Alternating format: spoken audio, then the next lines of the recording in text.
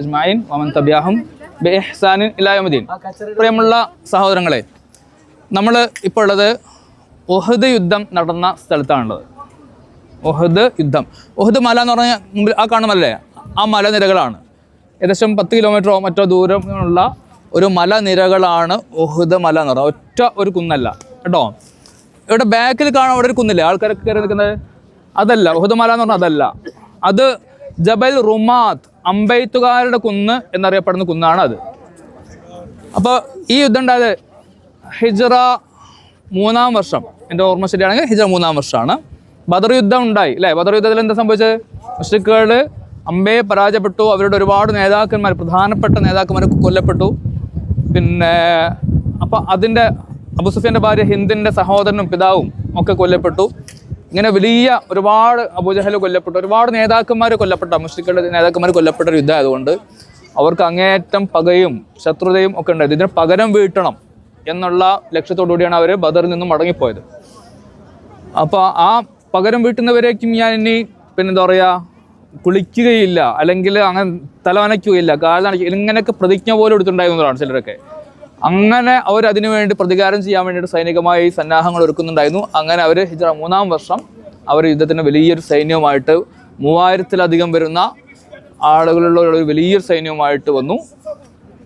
റസൂലുള്ളാഹി സ്വല്ലല്ലാഹു അലൈഹി വസല്ലം സഹാബത്തും ഏകദേശം 700-നും 1000-നും ഇടയ്ക്കുന്നതാണ്. വ്യത്യസ്ത റിപ്പോർട്ടുകൾ പ്രകാരം 700-നും 1000-നും ഇടയ്ക്ക് സൈനികരാണ് മുസ്ലിങ്ങൾക്കിടയിൽ ഉണ്ടായിരുന്നത്. അപ്പോൾ സഹാബത്തുമായിട്ട് കൂടിയാലോചിച്ചു, നമ്മൾ എന്താണ് സൈന്യം വരുന്നത്, അപ്പോൾ ഇവരെ മദീനയിൽ വെച്ച് നമ്മൾ നേരിടണോ, മദീനയ്ക്ക് പുറത്ത് വെച്ച് നേരിടണോ എന്നുള്ളൊരു ചർച്ച റസൂലുള്ളാഹി സ്വല്ലല്ലാഹു അലൈഹി വസല്ലം ഒറ്റയ്ക്ക് തീരുമാനിച്ച് നമുക്ക് ഇന്ന സ്ഥലത്ത് ചെയ്യാൻ തീരുമാനിക്കില്ല, സഹാബത്തുമായിട്ട് കൂടിയാലോചിച്ചു. അപ്പോൾ അങ്ങനെ ചർച്ചയുടെ അടിസ്ഥാനത്തിലാണ് നമുക്ക് മദീന അവിടുന്ന് പുറത്ത് മാറിയിട്ട് നമ്മൾ ഉഹദിൻ്റെ ഭാഗത്ത് വെച്ചിട്ട് ചെയ്യാം എന്ന് പറഞ്ഞുകൊണ്ട് ഇവിടെ വന്ന് മുസ്ലിം സൈന്യം ഈ ഭാഗത്തായിട്ട് നിലയുറപ്പിച്ചു. ഈ ഭാഗത്തായിട്ട് ശത്രുക്കൾ വരുന്ന ഭാഗം അവിടെ നിന്നായിരുന്നു, ആ സൈഡിൽ നിന്ന് ശത്രുക്കളായിരുന്നു. ഈ ഭാഗത്തായിട്ട് മുസ്ലിം സൈന്യം 1000-ഓളം വരുന്ന മുസ്ലിം സൈന്യം ഇവിടെ നിലയുറപ്പിച്ചു. ശത്രുക്കൾ വന്നിട്ടുണ്ടായിരുന്ന അവിടെ ആയിരുന്നു. അപ്പോൾ ഇത് വരുന്നതിന് മുമ്പ് തന്നെ റസൂൽ സല്ലല്ലാഹു അലൈഹി വസല്ലം വന്നിട്ട് ഈ ഒരു മല നിരീക്ഷിച്ചു. ബാക്കിലൊരു കുന്നുണ്ടായി. അപ്പോൾ ഈ കുന്ന് ചരിത്രത്തിൽ നമ്മൾ മൊത്തം ശത്രുക്കളുടെ മൂവ്മെൻറ്റ്സ് ഒക്കെ കാണാൻ പറ്റുന്ന ഒരു ലൊക്കേഷൻ നോക്കിയിട്ട് നോക്കുക. പക്ഷേ ഈ ഒരു കുന്ന് നമുക്കൊരു പ്രശ്നമായി വരുമല്ലോ എന്ന് റസൂൽ സല്ലല്ലാഹു അലൈഹി വസല്ലം മുൻകൂട്ടി കാണുകയും അങ്ങനെ 40-ഓളം വരുന്ന അമ്പെയ്ത്തുകാരെ നബി സല്ലല്ലാഹു അലൈഹി വസല്ലം അതിൻ്റെ മുകളിൽ നിൽക്കാൻ വേണ്ടി പറഞ്ഞു, കാവൽക്കാരായിട്ട്. എന്നിട്ട് പറഞ്ഞത്, നിങ്ങൾ എന്ത് വന്നാലും, ഞങ്ങൾ ഈ യുദ്ധത്തിൽ പരാജയപ്പെട്ട് കഴുകന്മാർ ഞങ്ങളെ കൊത്തി വലിക്കുന്നത് കണ്ടാൽ പോലും നിങ്ങൾ അവിടെ നിന്ന് ഇറങ്ങി വരാൻ പാടില്ല, എൻ്റെ അനുമതിയില്ലാതെ നിങ്ങൾ ഇറങ്ങാൻ പാടില്ല എന്ന് നബി സല്ലല്ലാഹു അലൈഹി വസല്ലം കൃത്യമായിട്ട് നിർദ്ദേശം നൽകിയിട്ടുണ്ടായിരുന്നു. അപ്പോൾ അല്ലെങ്കിൽ അതൊരു പ്രശ്നമുള്ള സ്ഥലമായിട്ട് കണ്ടുകൊണ്ടാണ് അങ്ങനെ പറഞ്ഞത്. അവിടെ ഒരു മുസ്ലിങ്ങൾ ഇവിടെ ആണുള്ളത്, ശത്രുക്കൾ ആ ഭാഗത്താണുള്ളത്. എന്നാലും പിന്നിൽ അവിടെ ആ ഒരു കുന്നുള്ളത്, അതിൻ്റെ ബാക്കിൽ മറവിൽ എന്താ സംഭവിക്കുന്നുള്ള ഒരു വ്യൂ കിട്ടാത്തത് കൊണ്ട് അവിടെ കാവൽക്കാരായിട്ട് 40 പേര് നിർബന്ധമായിട്ടുണ്ടാവണം, ഇറങ്ങി വരാൻ പാടില്ല എന്ന് പറഞ്ഞിട്ടുണ്ടായിരുന്നു. പക്ഷേ എന്തായാലും യുദ്ധത്തിൻ്റെ ആദ്യഘട്ടത്തിൽ സംഭവിച്ചത് എന്താണ്? മുസ്ലിങ്ങൾ വിജയിച്ച് മുന്നേറുകയും ശത്രുക്കൾക്ക് ഒരുപാട് നാശനഷ്ടങ്ങൾ ഉണ്ടാവുകയും ചെയ്തു. അങ്ങനെ ശത്രുക്കൾ പിന്തിരിഞ്ഞോടി. അവർ 3000-ഓളം പേരുണ്ട്, മുസ്ലിങ്ങൾ 1000-ഓളം പേരുള്ളത്. അവർ പിന്തിരിഞ്ഞ് ഓടിപ്പോകുന്ന കണ്ടപ്പോൾ എന്താണ്, ഇവിടെ ഉള്ളവരൊക്കെ യുദ്ധം കഴിഞ്ഞു, യുദ്ധം വിജയിച്ചു എന്നുള്ളൊരു പ്രതീതി ഉണ്ടാവുകയും അങ്ങനെ ആളുകൾ ഗനീമത്ത് മുതൽ, യുദ്ധത്തിൽ അവർ ശത്രുക്കൾ ഇട്ടിട്ട് ഓടുന്ന അല്ലെങ്കിൽ അവരുടെ നിന്ന് പിടിച്ചെടുക്കുന്ന സ്വത്തിനാണ് ഗനീമത്ത് മുതൽ എന്ന് പറയാം. ഈ ഗനീമത്ത് മുതൽ ഇവർ ശേഖരിക്കാൻ തുടങ്ങുകയും ചെയ്തു. ഇത് ശേഖരിക്കുന്നത് കണ്ടപ്പോൾ അവിടെ മുകളിലുള്ള ആളുകൾ അവർ പറഞ്ഞു, ആ യുദ്ധം കഴിഞ്ഞു, നമ്മൾ വിജയിച്ചു, അവർ ഗനീമത്ത് മുതലൊക്കെ ശേഖരിക്കുകയാണ്, നമ്മളിപ്പോൾ പോയിട്ടില്ലെങ്കിൽ നമുക്കൊന്നും കിട്ടില്ല, അവരുള്ള മുഴുവൻ അവർ ആര് സ്വന്തമാക്കും, നമുക്കൊന്നും കിട്ടാതാവും. അപ്പോൾ അതുകൊണ്ട് എന്ത് ചെയ്യാം, നമുക്കിഞ്ഞ് പോയിട്ടപ്പോൾ യുദ്ധം കഴിഞ്ഞാണല്ലോ. അപ്പോൾ ചിലർ പറഞ്ഞു അത് പാടില്ല, നബി സല്ലല്ലാഹു അലൈഹി വസല്ലം നമ്മളോട് പറഞ്ഞിട്ടുണ്ട്, റസൂലുള്ളാഹിൻ്റെ കൽപ്പന കിട്ടാണ്ട് നമ്മൾ അവിടെ നിന്ന് ഇറങ്ങാൻ പാടില്ല, അനുമതി ഉണ്ടെങ്കിൽ മാത്രമേ നമുക്ക് ഇറങ്ങാൻ പാടുള്ളൂ, ഇതൊക്കെ കണ്ട് റസൂൽ പറയട്ടെ, അപ്പോൾ നമുക്ക് ഇറങ്ങിപ്പോവാം. അപ്പോൾ അതൊക്കെ അപ്പോൾ പറഞ്ഞല്ലോ, യുദ്ധത്തിന് മുമ്പ് പറഞ്ഞല്ലോ, യുദ്ധം കഴിഞ്ഞല്ലോ, നമ്മൾ ജയിച്ചല്ലോ എന്ന് പറഞ്ഞുകൊണ്ട് ബഹുഭൂരിപക്ഷം പേരും അവിടുന്ന് നബി സല്ലല്ലാഹു അലൈഹി വസല്ലമയുടെ ആ ഉത്തരവ് ലംഘിച്ചുകൊണ്ട് അവർ ഇറങ്ങിപ്പോന്നിട്ട് എന്താണ് അപ്പോൾ സംഭവിച്ചാൽ, ഖാലിദ് ബിൻ വലീദ് അദ്ദേഹം അന്ന് മുസ്ലിം ആയിട്ടില്ല. അദ്ദേഹത്തിൻ്റെ ചരിത്രം നോക്കുകയാണെങ്കിൽ അദ്ദേഹം മുശ്രിക്കായിരിക്കുമ്പോൾ ചെയ്ത എല്ലാ യുദ്ധങ്ങളും ജയിച്ചിട്ടുണ്ട്. അതുപോലെ ഇസ്ലാം സ്വീകരിച്ചതിന് ശേഷവും അദ്ദേഹം ചെയ്ത എല്ലാ യുദ്ധങ്ങളും ജയിച്ചു എന്നുള്ളതാണ്. അദ്ദേഹം നേതൃത്വം കൊടുത്ത എല്ലാ സൈന്യങ്ങളും വിജയിച്ചിട്ടുണ്ട്. അങ്ങനെ ഖാലിദ് ബിൻ വലീദിൻ്റെ നേതൃത്വത്തിൽ അപ്പുറത്തൊരു ഉപസൈന്യം, മുശ്രിക്കുകളുടെ സൈന്യം അപ്പുറത്തേക്ക് നിൽക്കുന്നുണ്ടായിരുന്നു. ഇവിടെ യുദ്ധത്തിൻ്റെ മൂവ്മെൻറ്റ്സ് നോക്കിയിട്ട് എന്താണ് സംഭവിക്കുന്നത് നോക്കി നിരീക്ഷിച്ചുകൊണ്ട് അപ്പുറത്തുണ്ടായിരുന്നു. അങ്ങനെ അമ്പെയ്ത്തുകാരൊക്കെ പോകുന്നു എന്ന് അറിഞ്ഞപ്പോൾ ഖാലിദ് ബിൻ വലീദ് പിന്നെ റളിയല്ലാഹു അൻഹു, അദ്ദേഹം അന്ന് മുസ്ലിം അല്ല, പിന്നീട് ഇസ്ലാം സ്വീകരിച്ചു. അവർ അപ്പുറത്തുകൂടെ ചുറ്റി തിരിഞ്ഞു വരുന്നു. കുറച്ച് അമ്പെയ്ത്തുകാർ മുകളിലുള്ളവരെ അവർ മുകളിൽ കയറിയിട്ട് അവരെ വകവരുത്തി, അവരോട് യുദ്ധം ചെയ്ത് വകവരുത്തി. എന്നിട്ട് ആ സൈന്യം പിന്നിലൂടെ വന്ന്, അപ്പോൾ ഇവരിവിടെ ആയുധങ്ങളും സാധനങ്ങളൊക്കെ പെറുക്കിക്കൂട്ടുന്ന തിരക്കാണ്. ആ പെറുക്കിക്കൂട്ടുന്ന തിരക്കിൻ്റെ ഇടയിൽ പെട്ടെന്ന് അപ്രതീക്ഷിതമായിട്ട് പിന്നിൽ നിന്ന് ആക്രമണം ഉണ്ടായി. അപ്പോൾ ഇവർ കണക്കൂട്ടിലെന്താണ്, അവിടെയാണ് ശത്രുക്കളുള്ളത്, അവർ പിന്തിരിഞ്ഞ് ഓടി എന്നുള്ളതല്ലേ. പെട്ടെന്ന് പ്രതീക്ഷിക്കാതെ പിന്നിൽ നിന്നൊരു ആക്രമണം ഉണ്ടായപ്പോൾ അവർ അന്താളിച്ചു പോയി. അങ്ങനെ അതിൽ മുസ്ലിങ്ങൾക്കിടയിൽ വലിയ നാശനഷ്ടം ഉണ്ടായി. ഓടിപ്പോയ സൈന്യം കുറച്ച് പോയിട്ട് തിരിഞ്ഞു നോക്കുമ്പോൾ പിന്നിൽ വീണ്ടും യുദ്ധം നടക്കുന്നതാണ് കാണുന്നത്. അപ്പോൾ അവർ തിരിഞ്ഞു നോക്കി ഒന്ന് നിരീക്ഷിച്ചപ്പോൾ മനസ്സിലായി സംഭവം ഖാലിദ് ബിൻ വലീദിൻ്റെ നേതൃത്വത്തിലുള്ള സംഘം പിന്നിലൂടെ വന്ന് ആക്രമിക്കുകയാണ്. അപ്പോൾ ഇതൊരു അവസരം, നമ്മൾ പേടിച്ചോടേണ്ട ആവശ്യമില്ല എന്നിട്ട് ആ ഓടിപ്പോയ സൈന്യം അവിടെ നിന്ന് തിരിച്ചു വന്നു. അവിടെ നിന്നും ആക്രമിക്കാൻ തുടങ്ങി. അപ്പോൾ മുസ്ലിങ്ങൾ എന്താണ് നടുവിൽ ഒറ്റപ്പെട്ടു പോയി. മുന്നിൽ നിന്നും പിന്നിൽ നിന്നും ശത്രുക്കൾ ആക്രമിക്കുന്ന സാഹചര്യം ഉണ്ടായത്. അപ്പോൾ അവർക്ക് ശരിക്കും പെട്ടുപോയി. അപ്പോൾ ഇതിനിടയിൽ സാധാരണ അന്നത്തെ കാലത്ത് യൂണിഫോം ഒന്നുമില്ല. നമ്മളിപ്പോൾ ഇപ്പോഴത്തെ കാലത്ത് യൂണിഫോമും കൊണ്ടൊക്കെ തിരിച്ചറിയാൻ പറ്റുമെന്ന് വിചാരിക്കും. പക്ഷേ അന്നത്തെ കാലത്ത് പ്രത്യേകിച്ച് യൂണിഫോം എല്ലാവരും സാധാരണ വസ്ത്രമാണ്. ഇതിൽ ശത്രുക്കൾ ആരാണ്, അല്ലെങ്കിൽ മിത്രങ്ങൾ ആരാണ്, വിശ്വാസികൾ ആരാണ്, അവിശ്വാസികൾ ആരാണെന്ന് കാഴ്ചയിൽ കണ്ട് മനസ്സിലാക്കാൻ പറ്റുന്ന ഒരു നിവൃത്തി ഉണ്ടായിരുന്നില്ല. എല്ലാവരും കൂടി അങ്ങോട്ടും ഇങ്ങോട്ടും കൂട്ടത്തല്ലി എന്ന് പറയുന്ന പോലെ കൂട്ടയുദ്ധമായി പോയി. പലപ്പോഴും ആളറിയാതെ വിശ്വാസികളെ പോലും വെട്ടുന്ന അവസ്ഥ പോലും ഉണ്ടായെന്നാണ് പറയുന്നത്. അത്രത്തോളം ഒരു കൂട്ടപ്പൊരിച്ചിലുള്ള നിലയ്ക്കുള്ള യുദ്ധം ഇവിടെ അരങ്ങേറി. ഒരുപാട് നാശനഷ്ടങ്ങളിൽ 70 സ്വഹാബികൾ ഇവിടെ ഷഹീദായി. 70 ഈ മതിൽക്കെട്ടിനകത്ത് 70 ശുഹദാക്കളുടെ ഖബറുകളുടെ ശുഹദാക്കൾ മാത്രമേ ഉള്ളൂ. സാധാരണ മഹർച്ചലത്തെ ബദറിലൊക്കെ പിന്നെ ആ 14 ശുഹദാക്കളെ കൂടാണ്ട് ഒരുപാട് ഖബറുണ്ട്. ഇതിനകത്ത് 70 ശുഹദാക്കളുടെ ഖബറ് മാത്രമാണുള്ളത്. പിന്നെ അതിൽ പ്രധാനപ്പെട്ട ഒരാളാണ് ഹംസ റളിയല്ലാഹു അൻഹു, അല്ലേ? ഹംസത്തുൽ ഖറാർ എന്നോട്ടൊക്കെ ബസ്സിൽ ഉസ്താദ് പറഞ്ഞല്ലേ.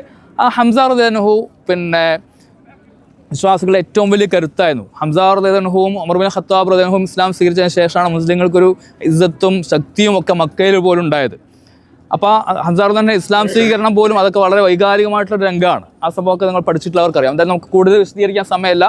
ഹംസ റളിയല്ലാഹു ആണ് പിന്നെ ഹിന്ദിൻ്റെ, അബൂ സുഫിയാൻ്റെ ഭാര്യ ഹിന്ദിൻ്റെ സഹോദരനെയും പിതാവിനെയൊക്കെ വകവരുത്തിയിട്ടുണ്ട്. അപ്പോൾ അതുകൊണ്ട് പ്രതികാരമായിട്ട് വഹ്ഷി എന്ന് പറയുന്ന നീഗ്രോ അടിമയെ പിന്നെ അവർ ചട്ടം കിട്ടിയതായിരുന്നു. ഹംസയെ നീ കൊന്നുകളയുകയാണെങ്കിൽ നിനക്ക് ഞാൻ സ്വാതന്ത്ര്യം വാങ്ങിത്തരാം, നിന്നെ ഞാൻ മോചിപ്പിക്കാം എന്നുള്ള വാക്കുണ്ട്. ആ സ്വാതന്ത്ര്യം കിട്ടാൻ വേണ്ടി, അടിമ മോചനത്തിന് വേണ്ടി അദ്ദേഹം നിരന്തരമായി പരിശീലനം നേടിക്കൊണ്ട് ഒളിഞ്ഞിരുന്ന് യുദ്ധത്തിനിടയിൽ പിന്നെ ഒളിഞ്ഞിരുന്ന് തഞ്ചം നോക്കി ഹംസ റളിയല്ലാഹു അൻഹു കുന്തം കൊണ്ടെറിഞ്ഞ് കൊലപ്പെടുത്തി. ആ കുന്തം കൃത്യമായിട്ട് പിന്നെ വയറ്റിൽ നെഞ്ചിന് തൊട്ട് താഴെയായിട്ട് വന്ന് തറച്ചു കയറി.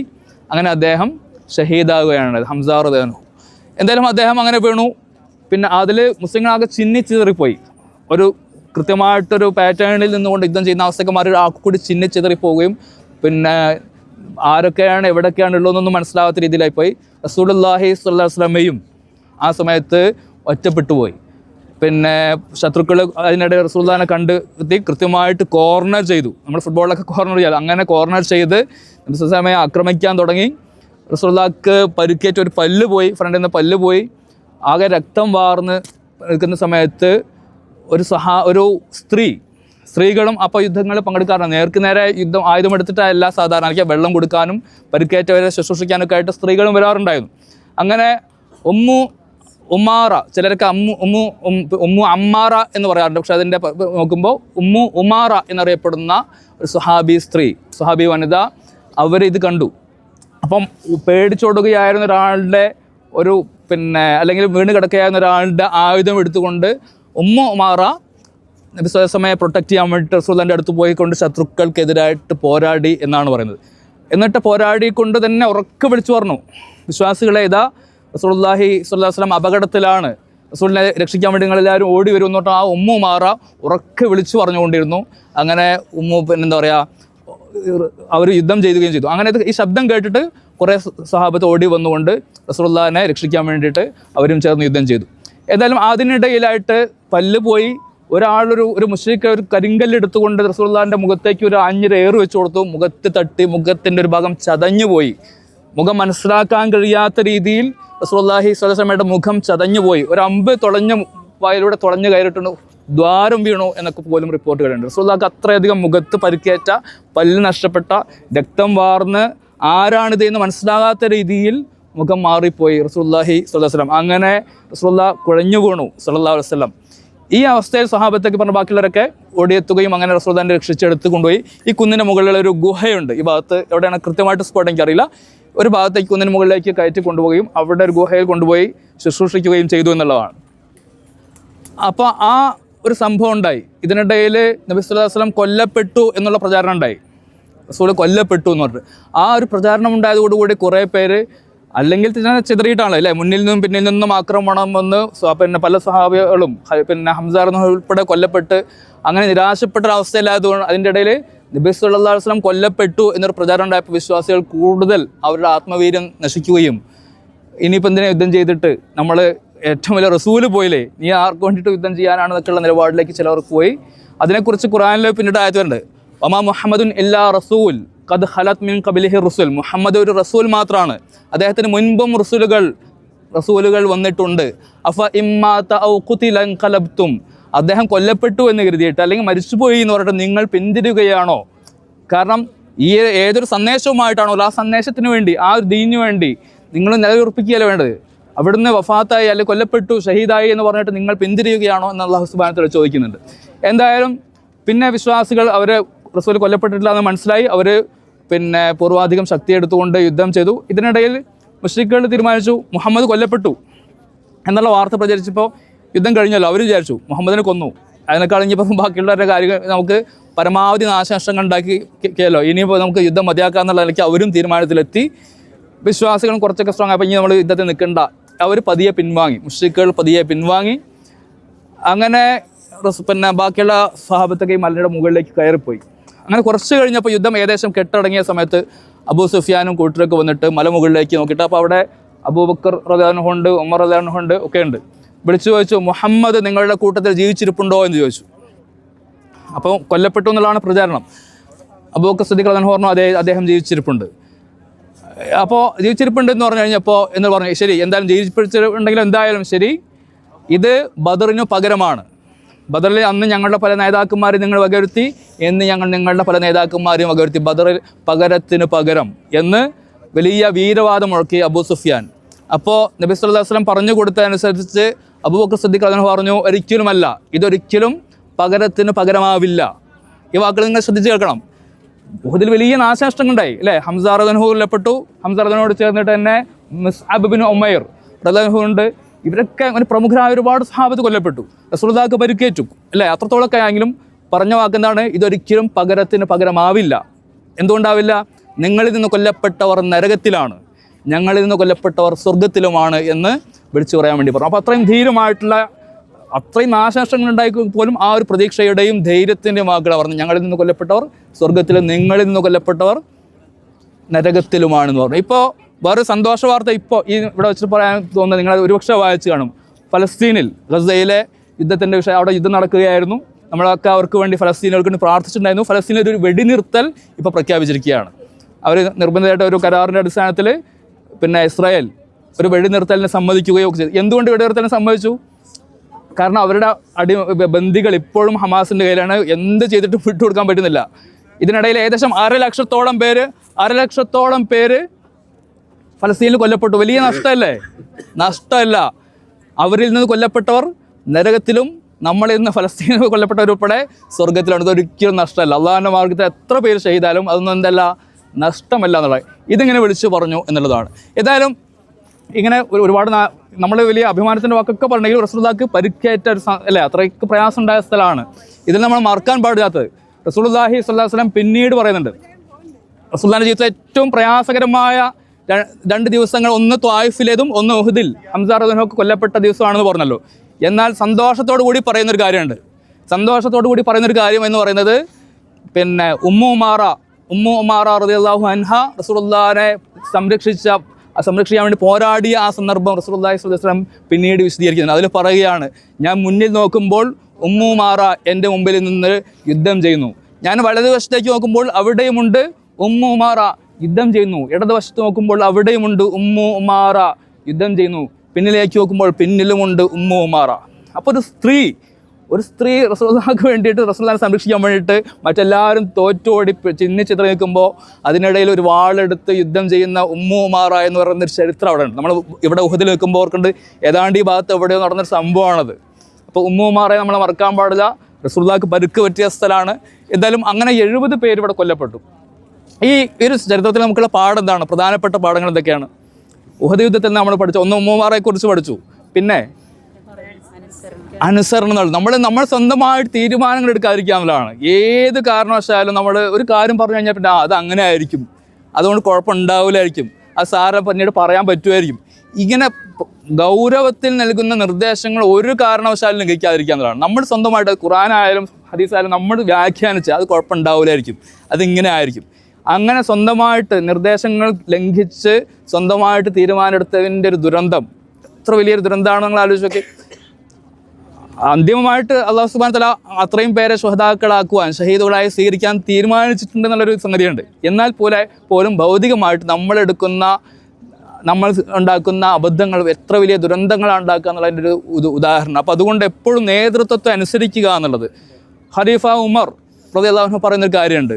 ഇസ്ലാം എന്ന് പറയുന്നത് ഒരു സംഘടിതമായിട്ട് നിലനിൽക്കേണ്ട കാര്യം. ഞാൻ ഒറ്റയ്ക്ക് ഞാൻ നിസ്കരിക്കാൻ നോമ്പെടുക്കുക, ഞാൻ എൻ്റെ സ്വന്തം ഒരു ദീൻ എന്നുള്ളതല്ല. ലാ ഇസ്ലാമ ഇല്ലാ ബിൽ ജമാ, സംഘടിതമായിട്ടല്ലാതെ ഒരു ദീൻ ഇല്ല എന്നുള്ളതാണ്. ആ ജമാഅത്ത് എന്ന് പറയുന്ന ഒരു സംഘടിതമായ അവസ്ഥ ഉണ്ടാവണമെങ്കിൽ ഒരു ഇമാറത്ത് ഉണ്ടാവണം.